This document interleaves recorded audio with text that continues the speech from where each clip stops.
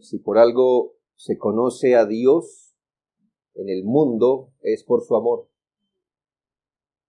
Aún hay una conciencia en los que no conocen a Dios, que Dios es un Dios de amor. Pero nosotros como creyentes, obviamente lo entendemos, lo conocemos así, pero son de estos temas donde a causa de nuestra familiaridad con ellos, llegamos a perder completamente la riqueza de este. Me imagino que usted en la semana que acaba de pasar y hoy mismo, hoy día, no ha reflexionado acerca del oxígeno con el que seguiríamos vivos. Y si nos faltara en un minuto, moriríamos. ¿Verdad? Tan dependientes somos, tan importante que es. Pero le aseguro que no pensamos en esto. La familiaridad con el oxígeno, aun cuando dependemos completamente de él, nos hace perder de vista que hemos sido bendecidos, por ejemplo, en este planeta como en ningún otro, donde no pudiéramos ni siquiera respirar. Cuando hablamos del tema del amor de Dios, estoy seguro, hermanos, que tenemos grande aprecio por él. Y de hecho, hermanos, el tema del amor de Dios, pero quiero centrarme un poco más, no en el amor de Dios general, hacia el mundo, hacia todas las criaturas, sino el amor de Dios para con su pueblo, para con aquellos que rescató por gracia. Sin duda, hermanos, el tema del amor de Dios es y será la fuente de todo deleite y regocijo espiritual en los creyentes. Es una mina de riquezas insondables. Son de este tipo de temas donde deberíamos siempre hacer un gran esfuerzo por ir y volver y volver y volver allí, porque Dios nos ha revelado su amor precisamente para que le glorifiquemos, pero también hallemos fuerza y estímulo en nuestra vida. Así que solo quiero sacar un vaso de todo el océano del amor de Dios y ponerlo delante de sus ojos esta mañana. Pero Dios, que es rico en misericordia, por su gran amor con que nos amó, aun estando nosotros en pecados, nos dio vida juntamente con Cristo. Deseo resaltar en esta exposición el gran amor de Dios bajo 4 encabezados. No se afane, voy a ir uno por uno, pero se los quiero nombrar todos. La fuente maravillosa, Dios, que es rico en misericordia. El atributo central, por su gran amor con que nos amó. 3, la consideración asombrosa, aun estando muertos en pecados. Y 4, el efecto superlativo, nos dio vida juntamente con Cristo. Y así, para los estudiantes de hermenéutica, es la mejor manera de desglosar los textos. 1. La fuente maravillosa. Dice el texto, Dios que es rico en misericordia. Aquí la fuente del amor con que los creyentes hemos sido bendecidos. Debemos, cuando hablamos del amor de Dios, hacer siempre una gran precisión y claridad que le abona mucha riqueza al amor de Dios. Y es que el amor de Dios no es algo que Él tiene. Dios no tiene amor como nosotros. Le pongo este ejemplo. En nosotros el amor está, nosotros tenemos amor. Usted, por ejemplo, es Pedro o Fernanda, no importa. Pero si usted se le llegara a suprimir el amor, si el amor le fuera quitado de usted, de su corazón, cualquier huella de amor le fuera quitado, usted seguiría siendo Pedro o Fernanda.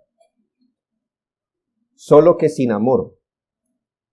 Nuestro ser esencial no cambiaría si tenemos o no amor. Pero en el caso de Dios no es así. Porque la Biblia es clara en decir que Dios no tiene amor, sino que Dios es amor. Lo que quiere decir que el amor en Dios pertenece a su ser esencial. Es algo sin lo cual Dios no sería Dios, exactamente. La palabra de Dios es abundante al mostrarnos cuál es la fuente maravillosa del amor. Es Dios mismo en su ser esencial. Mire algunos textos solo para que pueda entender cómo se relaciona el amor con Dios. Primera de Juan 4, 7 y 8. Amados, amémonos unos a otros, porque el amor es de Dios. El amor es de Dios.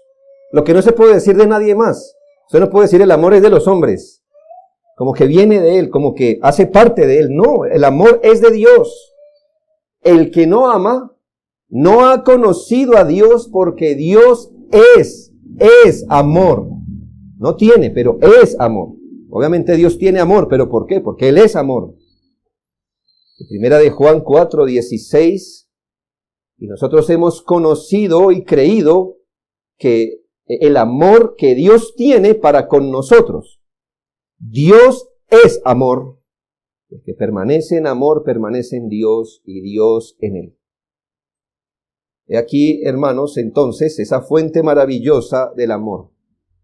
Es Dios mismo, el amor hace parte de su ser esencial, pero en este mismo asunto, este mismo texto nos dice cómo Dios ama y de dónde proviene su amor. Obviamente de su ser esencial.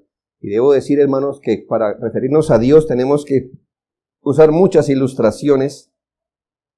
Pero el texto es claro en decirnos, Dios que es rico en misericordia con su gran amor con que nos amó. Dios que es rico en misericordia. Y el texto también nos enseña que Dios ama por la riqueza de su misericordia. Quiere decir que en las profundidades de la misericordia, porque esa es la palabra, abundante, rico, Dios es abundante, rico, haga de cuenta un mar profundo, inmenso, llamado misericordia, y de las mismas entrañas de la profundidad de su misericordia, se destila el amor de Dios. Nuestros ojos son llevados a entender que en la esencia de todas las cosas, en la base, en el fundamento de todas las cosas, Dios es amor y de ese manantial profundo fluye de Él todas las cosas. Dios es rico en misericordia y Dios ama abundantemente porque su misericordia es abundante. ¿Se ha puesto a pensar usted por qué ama a otro? Es decir, yo reconozco que nosotros amamos, ¿verdad? El esposo a su esposa, los padres a los hijos a los padres. Nosotros amamos. Pero nosotros amamos, y póngase en la tarea de pensar, es difícil, pero ¿por qué usted le ama? ¿Por qué usted ama al otro? Si se pudiera colocar algo después de yo amo por la abundancia de, ¿qué habría allí en nosotros, en los humanos? Partiendo que tenemos buenos sentimientos, llamémosle así. Tenemos sentimientos santificados. Usted ama porque es abundantemente leal, por ejemplo, ¿verdad? Con otro. Yo soy leal, tengo abundante lealtad, por eso le amo. Abundante ternura, abundante gusto o deleite, como el padre ama al hijo, que recién nace, no lo conoce. Ya después lo amará por otra razón, pero por ahora tiene deleite o placer. Por identificación nos amamos. Pero Dios ama porque es abundante en misericordia. Y esto es una fuente de estímulo. ¿Por qué? Porque si Dios ama por la abundancia de su misericordia, eso significa que el amor de Dios siempre fluye hacia abajo. Piense, ¿por qué misericordia? ¿Por qué misericordia? ¿Por qué no dice por la abundancia de su deleite en nosotros nos ama? Porque no hay nada en nosotros que le produzca deleite, sí lo sabía, ¿verdad?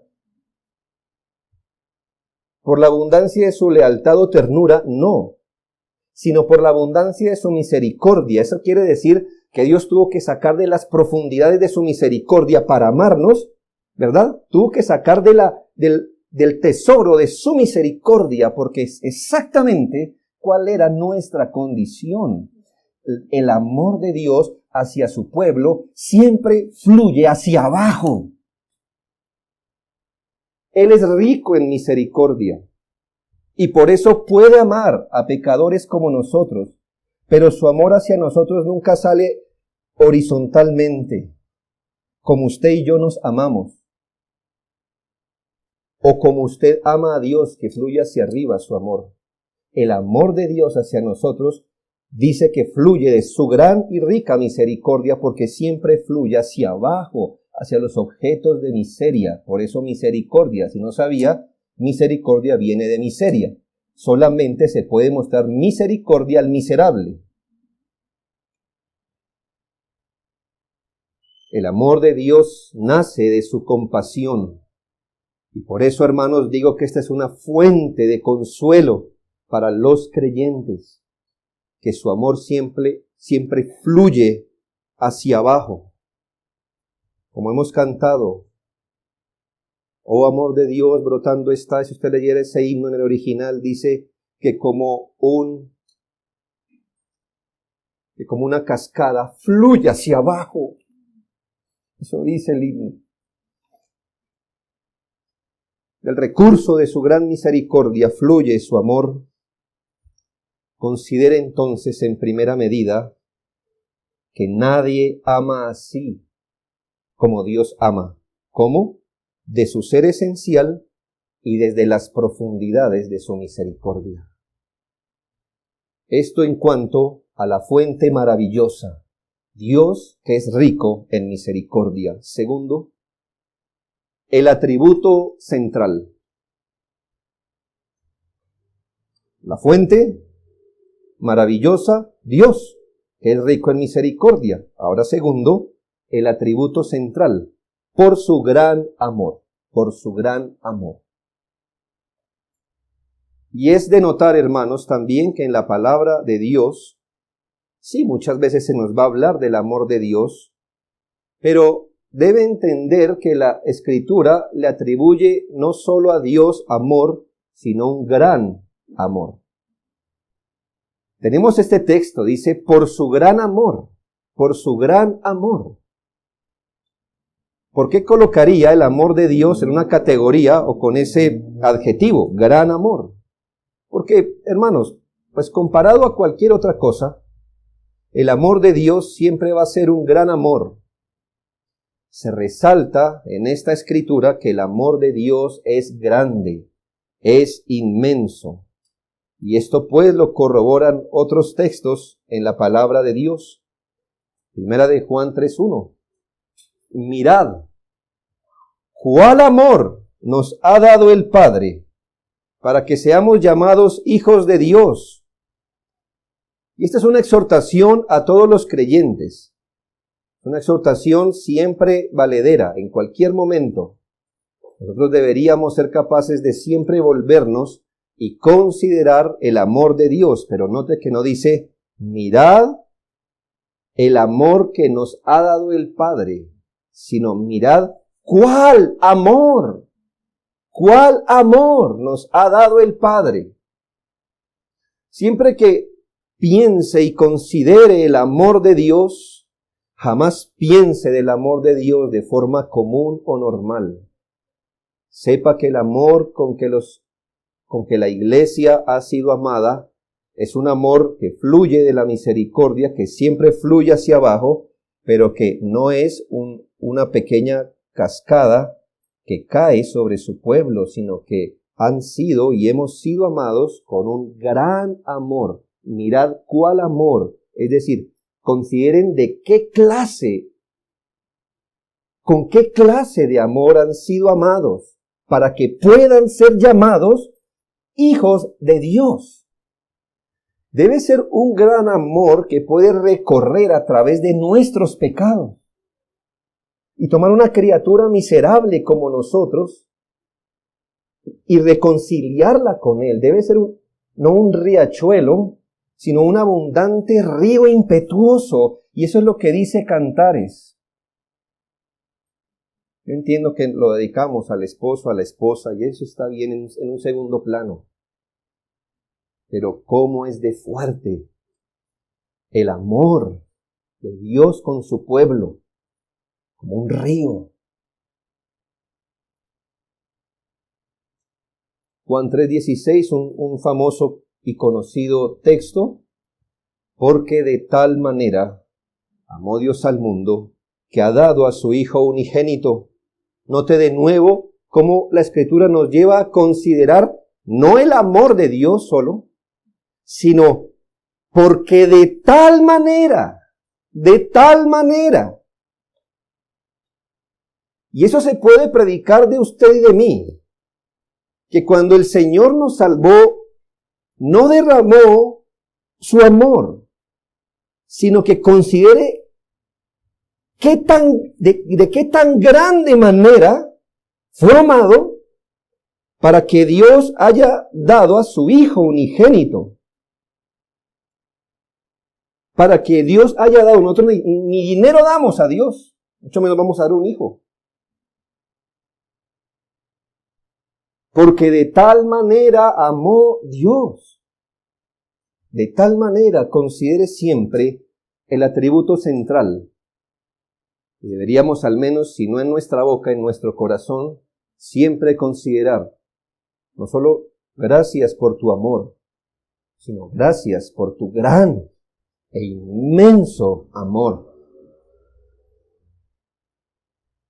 Efesios 3:19 nos pone una perspectiva donde exalta el amor del Señor y de conocer el amor de Cristo que excede todo conocimiento.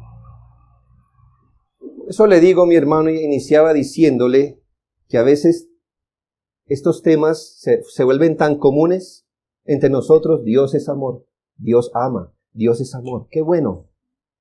Pero si este texto es implicado en toda su anchura, quiere decir que ninguno de nosotros realmente conoce hoy ni pudiera conocer el amor de Dios. Porque dice que excede a todo conocimiento.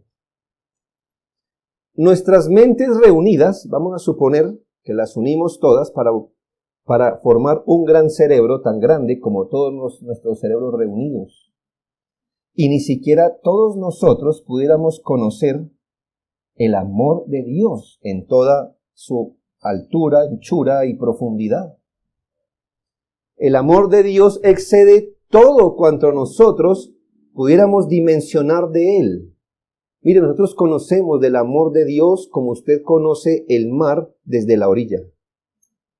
Viene una ola grande, pero mientras se va llegando a la orilla se vuelve algo que moja sus pies de forma tranquila. Y ese es el acercamiento que usted y yo hemos tenido a las fuentes y profundidades del amor de Dios, pero ¿quién puede conocer realmente cómo Dios ama? Por eso entonces el atributo central, dice el apóstol, pues Dios que es rico en misericordia con su gran amor. Ahora entienda esto. Nuestro amor puede ser grande o pequeño relativo a la persona objeto de nuestro amor. Piense esto. ¿Cómo medimos si usted tiene un amor grande o pequeño? ¿Cómo lo medimos? No hay otra forma de medirlo, sino medirlo desde el objeto que usted ama. ¿Sí? No se pudiera decir de usted que tiene gran amor o que no tiene amor. No pudiéramos decirlo en sí mismo, sino que la única manera de poder ver cómo ama usted es viéndolo desde su objeto. Y entonces se puede decir de nosotros que amamos a unos más y a otros menos. Y eso no le dé pena, hermano, porque así es la vida. Yo no lo puedo amar a usted como yo amo a mi esposa, ¿ya? El amor de mi esposa es de otra categoría, ¿sí nota? No, mi amor por ella es de otra categoría, es más grande que el que le tengo a mis hijos y probablemente, si seguimos la línea, a usted y a un enemigo. Lo amo en otra categoría. Pero aquí, si usted nota, cuando hablamos del amor de Dios, el amor de Dios jamás se mide desde el objeto, sino en sí mismo. Y nos dice la Escritura que Dios tiene un gran amor, siempre, porque Él no puede negarse a sí mismo. En Él siempre hay gran amor. Mire, hermano, no importa que no hubiera habido creación, igual el suyo hubiera sido un gran amor. Es que Dios es amor desde la eternidad. Dios ha sido y siempre será amor, haya o no hecho creación. Entonces lo suyo no es un gran amor por los objetos, sino el de Él es un gran amor intrínseco. Es otra forma de decir que en Dios el amor está en un nivel de perfección. Por eso hablamos de las perfecciones de Dios. Lo de Él es un gran amor, siempre. Aun cuando no había creación, era abundante en amor. ¿Cómo entonces amaba? Pues entendemos que en la Trinidad había la plenitud del amor, aún antes de crear. Así que déjeme recapitular. Le he dicho que nadie ama como Dios desde su ser esencial y por la riqueza de su misericordia, pero nadie ama como Dios con un gran amor, inescrutable amor, inmenso amor, visto en sí mismo. ¿Qué hemos visto? La fuente maravillosa. Dios que es rico en misericordia. Segundo, el atributo central por su gran amor. Tercero, la consideración asombrosa, aun estando nosotros muertos en pecado. Pues usted, pero a mí me da mucho sentido que antes de la creación Dios, teniendo un amor perfecto, haya amado perfectamente o se haya amado perfectamente en Trinidad. Aún antes de la creación me da mucho sentido que el Padre haya amado al Hijo eternamente, que el Hijo haya amado al Padre eternamente, que el Padre haya amado al Espíritu Santo de forma perfecta y el Espíritu a las demás personas de la Trinidad. Eso me da mucho sentido. Quizás también me dé mucho sentido que cuando Él creó a los ángeles perfectos, completos en santidad, haya amado a seres que hoy día jamás conocen qué es pecado. Hubo unos ángeles que sí, pero hoy día los ángeles que guardaron su propia morada, como dice la Escritura, no saben qué es el pecado y han sido guardados para que ya jamás conozcan qué es el pecado. Y me da sentido que Dios derrame su amor sobre criaturas que no conocen pecado. Me da sentido que Dios haya amado a Adán y Eva en el Edén, unas criaturas que Él hizo como Él misma. Es decir, Él veía su imagen en estas criaturas a las que amó y creó con un amor especial.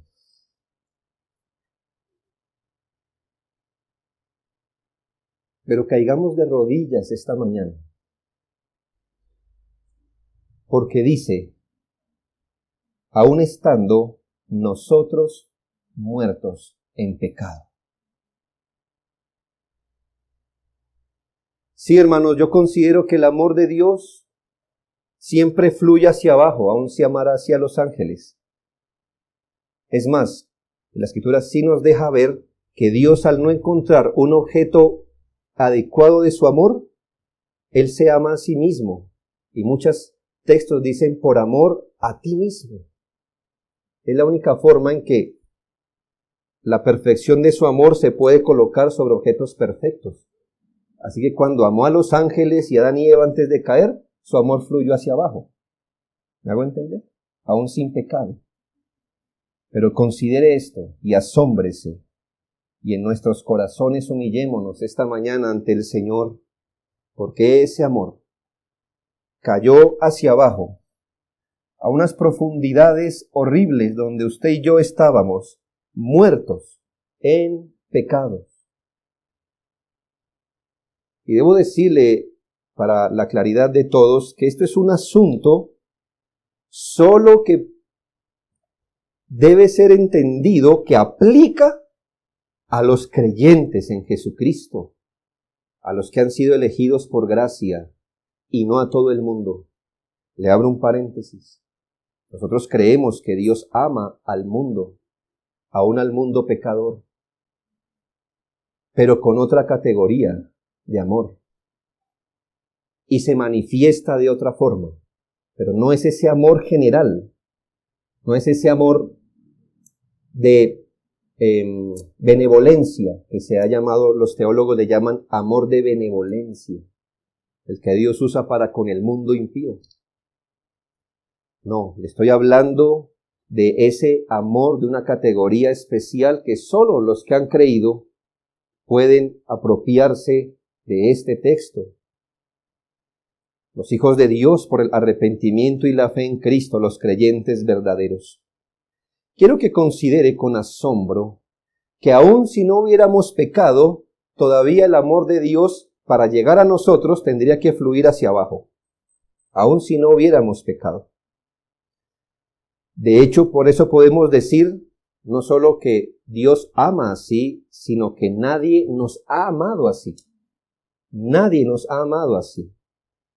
Pero cuando dice que ese amor fluyó desde las entrañas de su misericordia, de su ser, fluyó como un acto de misericordia, que ese gran amor de Dios fluyó a personas que estaban en nuestros pecados, entonces nos asombramos por la categoría del amor de Dios.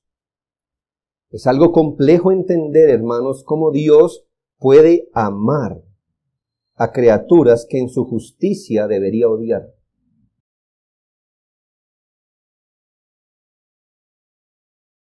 Y déjeme acercarlo un poco a este asunto que aquí debemos decir el amor de Dios que excede todo conocimiento.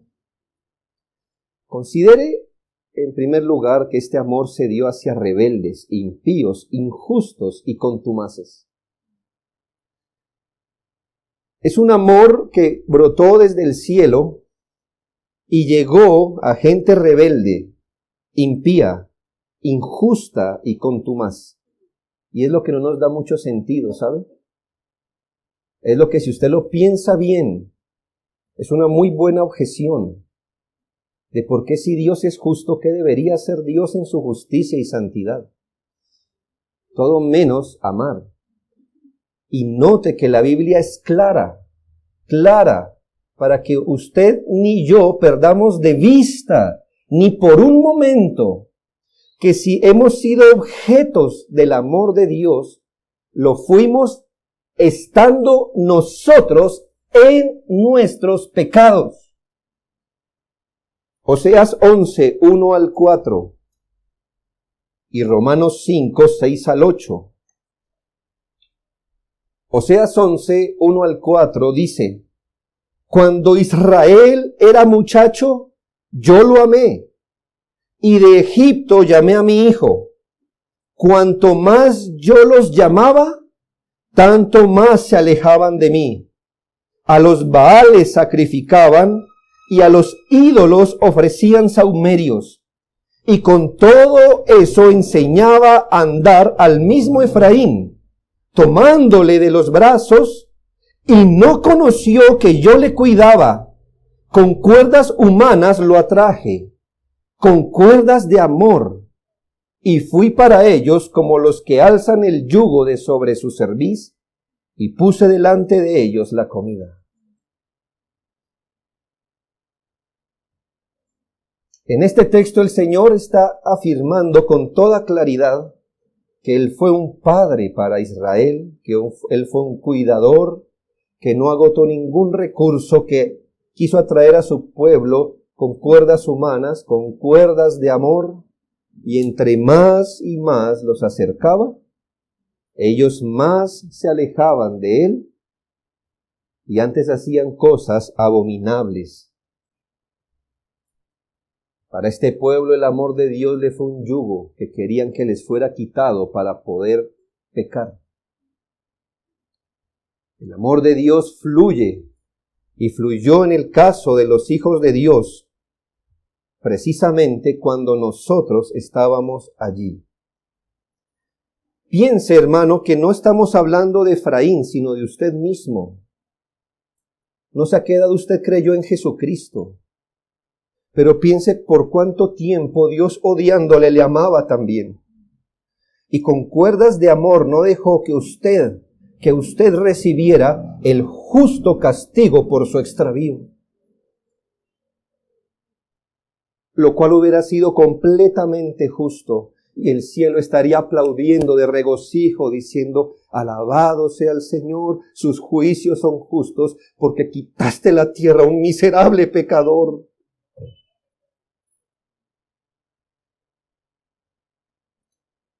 Con cuerdas de amor atrae, aunque ellos fueron rebeldes, impíos, contumaces. El texto clásico, hermanos, de Romanos 5, 6 al 8, porque Cristo, cuando aún éramos débiles, escuche, cuando aún éramos débiles, y no hay mejor manera de Pablo, ¿qué quieres decir con débiles? Es decir, ¿débiles en la fe? No. Quizá débiles en la fe en otros contextos, pero aquí él mismo nos va a decir qué entiende o qué nos está queriendo decir con débiles.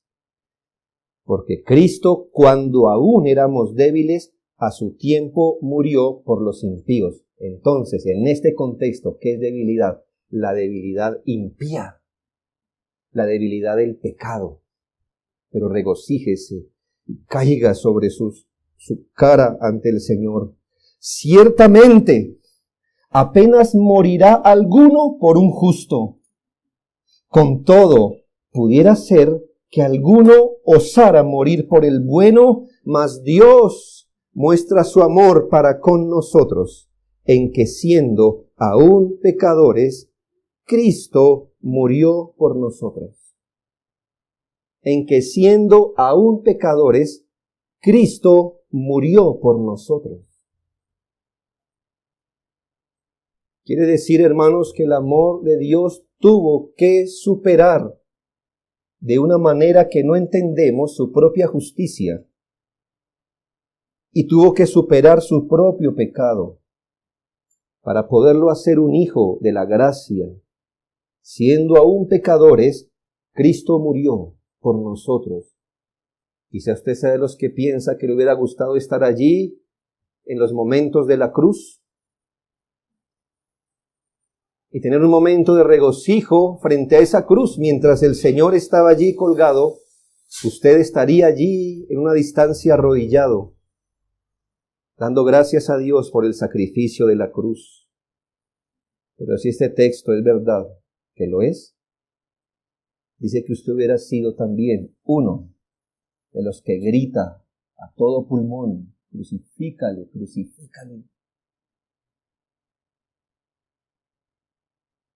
Jamás ningún rastro de bondad fue tenido en cuenta para que Dios haya enviado a su Hijo a morir por su pueblo, por su gran amor con que nos amó, aun estando muertos en nuestros pecados. Considere, hermano, y asómbrese de lo que dice Jeremías 31:3, pues su amor hacia los elegidos es eterno. Jehová se manifestó a mí ya mucho tiempo diciendo: con amor eterno te he amado, por tanto te prolongué mi misericordia. ¿Sí nota cómo ama el Señor?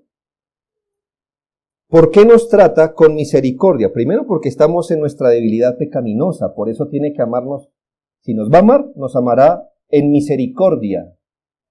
Pero si usted nota, por favor, vaya atrás, ¿por qué la misericordia ha sido dada a su pueblo? Porque con amor eterno nos ha amado. ¿Cómo es esto que Dios tiene un grupo de personas a las que ha amado eternamente, pero que en el tiempo nacen en Adán como caídos, por lo cual son hijos de ira, no de su amor, pero que con más tiempo los traerá al amor con que los amó antes? ¿Sí lo entiende? Si lo entiende, explíquemelo, por favor. Por favor.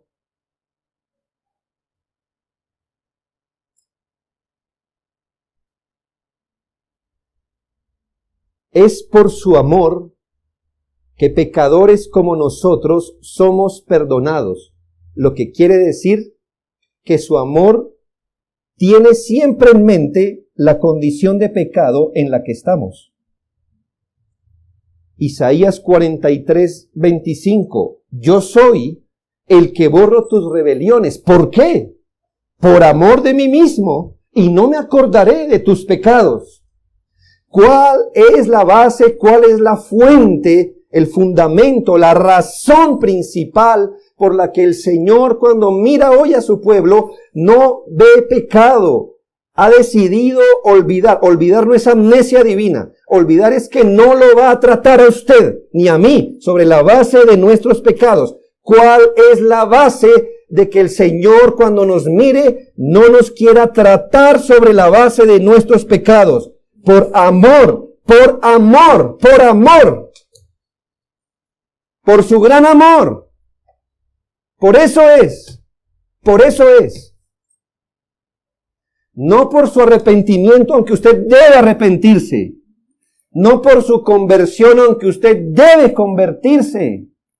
La razón del perdón de pecados es su amor. Su amor que brota de su misericordia. Su gran amor que siempre fluye hacia abajo.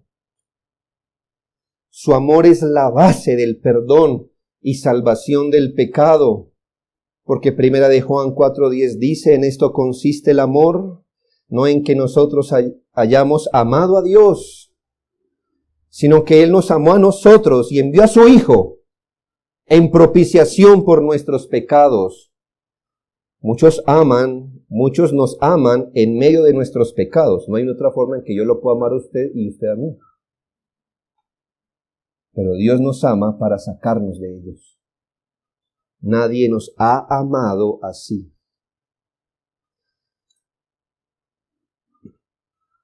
Un creyente puede decir que aunque era amado por la elección, vivió por un tiempo como un hijo de ira, aborrecido él junto con sus obras por Dios. Y lo único que retuvo a Dios de no pararse de su santo trono con la espada desenvainada y ejecutarlo, ¿cuál fue la mano sobre su pecho para que no hiciera eso? Su propio amor, su propio amor. Agustín dijo, de una manera maravillosa y divina, aun cuando nos odiaba, nos amaba.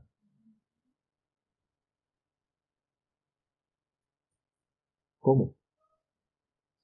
El amor salvífico de Dios fluye de las grandes riquezas de su gloria, por tanto Él es capaz de amar a aquellos que odiaba por sus pecados, porque su amor brota no de su ira, pero de su misericordia. Fluye su amor desde su misericordia a nuestra miseria.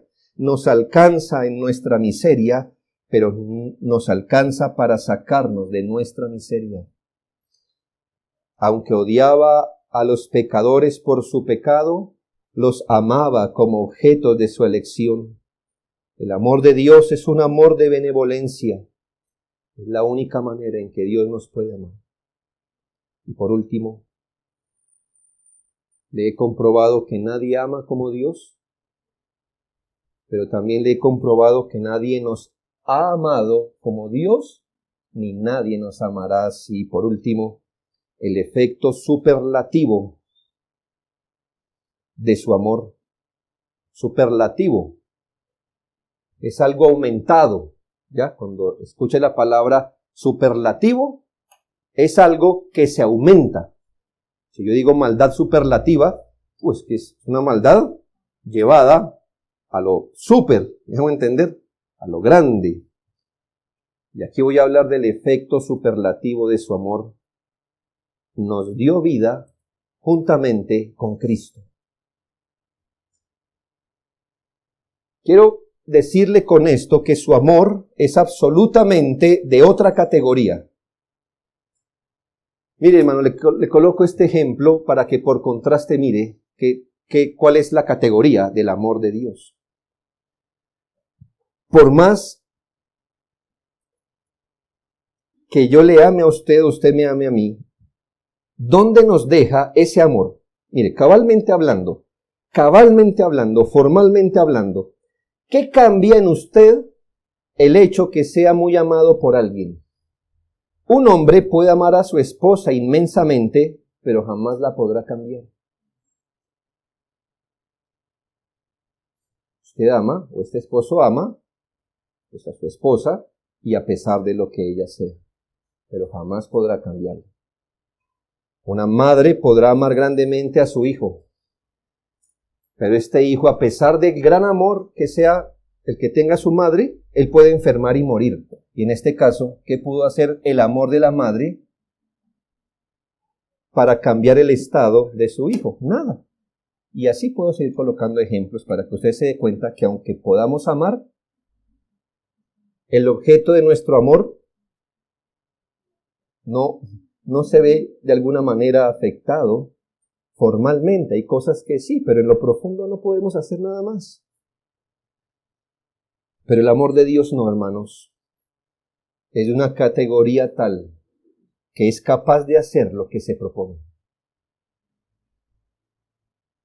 Dice Efesios 1, 4 al 6, según nos escogió en Él antes de la fundación del mundo para que fuésemos santos y sin mancha delante de Él, en amor, habiéndonos predestinado, o para que lo entienda mejor, habiéndonos predestinado en amor para ser adoptados hijos suyos por medio de Jesucristo, según el puro afecto de su voluntad, para alabanza de la gloria de su gracia, con la cual nos hizo aceptos en el amado. Dice que fuimos predestinados en su amor, para ser hechos hijos de Dios. Y entonces, en este caso, el amor de Dios es de una categoría que efectúa lo que se propone. Así que Él no nos amó como piensa el arminiano. Él nos amó, pero al final no puede hacer nada efectivo para salvarnos. De todas formas, nos toca a nosotros decidir. No. Eligió salvar por amor y en amor alcanza y salva.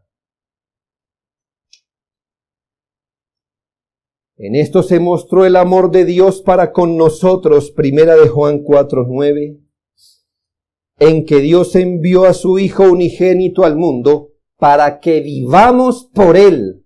Los objetos de su amor ahora viven. Y los que no han sido alcanzados, vivirán. El amor de Dios ejecuta lo que se propone. Es de una categoría distinta. Es más que un afecto. Es más que un buen deseo sobre la gente. Es un amor que realmente alcanza y transforma. Mire el efecto en 2 Corintios 8:9. Porque ya conocéis la gracia de nuestro Señor, que por amor a vosotros se hizo pobre, siendo rico, para que vosotros con su pobreza fueseis enriquecidos. Y hoy cada creyente puede decir amén a eso, porque Él fue empobrecido, entiéndase, llevado a la debilidad extrema para que usted y yo, por su sacrificio, fuéramos enriquecidos con las bendiciones espirituales inmensas que hoy tenemos. Tito 3, 4 al 6. Pero cuando se manifestó la bondad de Dios nuestro Salvador y su amor para con los hombres, nos salvó. No deseó salvarnos, sino que realmente lo hizo. Por eso nuestro texto dice, por su gran amor con que nos amó, estando muertos en pecado, nos dio vida. Nos dio vida. Y por gracia sois salvos. Por ese motivo, hermanos, los creyentes somos llamados en la Biblia los amados. Romanos 1:7, a todos los que estáis en Roma, amados de Dios. Amados de Dios. ¿Sabe, hermano? Qué lindo sinónimo de ser un hijo de Dios o de ser creyente. Amado de Dios. Efesios 5:1, sed pues imitadores de Dios como hijos amados. Es decir, como hijos que han sido amados. Colosenses 3:12, vestíos pues como escogidos de Dios, santos y amados. Es decir, como quienes han sido escogidos por Dios, apartados por Dios y amados por Dios. Primera Tesalonicenses 1:4, porque conocemos, hermanos amados de Dios, vuestra elección. Segunda Tesalonicenses 2:13. Pero nosotros debemos dar siempre gracias a Dios respecto a vosotros, hermanos amados por el Señor, de que Dios os haya escogido desde el principio para salvación, mediante la santificación por el Espíritu y la fe en la verdad. Finalmente, hermanos, si ese es su amor para con nosotros, no hay nada más que podamos nosotros esperar y anhelar que aumentar nuestro conocimiento de ese amor, porque es la única manera de que seamos llenos de la plenitud de Dios. Quiero ser lleno del Espíritu, quiero que el Señor nos llene de su plenitud. Muy bien, la Biblia dice cómo. Aumente su conocimiento de este amor. Efesios 3, 14 al 19 dice, por esta causa, dijo Pablo, doblo mis rodillas ante el Padre de nuestro Señor, de quien toma nombre toda familia en los cielos y en la tierra, para que os dé, conforme a las riquezas de su gloria, el ser fortalecidos con poder en el hombre interior por su espíritu. Bueno, ¿para qué, Pablo? ¿Para qué quieres que el Señor fortalezca nuestro hombre interior? Dice, para que habite Cristo por la fe en vuestros corazones, a fin de que, arraigados y cimentados en amor, seáis plenamente capaces de comprender con todos los santos cuál sea la anchura, la longitud, la profundidad y la altura, y de conocer el amor de Cristo que excede todo conocimiento, para que seáis llenos de toda plenitud de Dios. Conocer el amor de Dios es la tarea de usted y de mí, como quienes recibimos el efecto transformador y superlativo del amor de Dios. No solo esto, sino que el amor de Dios será la base de nuestro servicio diligente a Él. ¿Por qué? Es decir, y en esto usted va a notar la diferencia entre el que sirve más a Dios y el que no. Y no piense en servir solo en trabajo, en la iglesia. Servir es orar, adorar. Servir es obedecer, incluyendo el trabajo en la iglesia. Pero aquí usted tiene la diferencia entre el que más sirve y el que menos sirve. El que más se resorta de la cama cuando hay que orar, el que más mantiene los ojos abiertos cuando se cuando se trata de conocer más a Dios, el que se muestra más activo por conocer a Dios, por estar donde Dios está. ¿Cuál es la diferencia? Y escúchela en 2 Corintios 5, 14 y 15. Porque el amor de Cristo nos constriñe. Pensando esto, que si uno murió por todos, luego todos murieron y por todos murió para que los que viven ya no vivan para sí, sino para aquel que murió y resucitó por ellos. Yo le voy a decir quién es el que más se resorta de la cama cuando hay que levantarse a orar. Aquel que amó más. ¿Por qué? Porque ese que ama más reconoce que ha sido amado más porque se le perdonó más. Y yo entiendo por qué criaturas tan poco llenas de pecados como algunos creyentes, estoy hablando bíblicamente. Ya sé por qué algunas criaturas que han pecado tan poco no vienen a orar, no oran, no leen su Biblia. Ya lo entiendo. Pero no de criaturas caídas que fuimos rescatadas en nuestro pecado. ¿Sabe por qué? Porque no es la alarma la que nos constriñe. No es el deber lo que nos constriñe. Es el amor de Cristo lo que nos constriñe. Pensando esto, fui amado siendo pecador. Y fui amado para no vivir para mí, sino para aquel que me amó. Se empobreció en la cruz y se entregó a sí mismo por mí. Y esa es mi mejor campana, alarma, motivación para todos los días agradecer a Dios por nuestra salvación tan grande. Ay de usted si necesita el teléfono, el ánimo, la llamada del pastor, del amigo, el estímulo externo. Porque a los pecadores que conocemos de dónde fuimos sacados y porque hoy estamos nadando en su amor. El amor de Cristo nos construye. He aquí, hermanos, un vaso de muestra de todo el océano del amor de Dios. Oremos.